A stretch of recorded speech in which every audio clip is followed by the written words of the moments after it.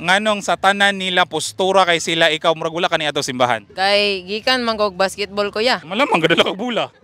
Nganong wala ka ni kuyog nila. Kisay barkada nimo kanira? Sila tanan, pero ako rin nalahi kay basket lagi ko. So mas una ang basket kaysa ni Lord. Ga kuan mo kog Bible. So unsay favorite verse nimo sa Bible? Luke Luke. basta 6 Look into the eyes.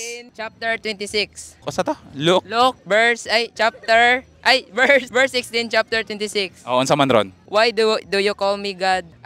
Why do you call me Lord, Lord, and do not do what I say? Unsay pasabot aron? Nganong iyang ginatawag si Lord kay wala riya po niya ginato yang mga gipang sugo. Mutuo ka na nga verse. O nganong karon wa man kanisimba ron? Kay kuan. Kay go basketball lagi ka. Oh lagi. Sige unsay imong istoryang Lord? Lord, sa ako ang mga sala karon, pasensya. Kay nani mangug kong tawana. So, sorry. Madala ra guro nig Bible kuya. Oh, madala ra hapak ng Bible nimo. Ay sorry Lord. Ga-expect ka nga ipangutanan nako imong love life? Kay wala ka. Wala. Tabangan na kang Lord pohon magka love life.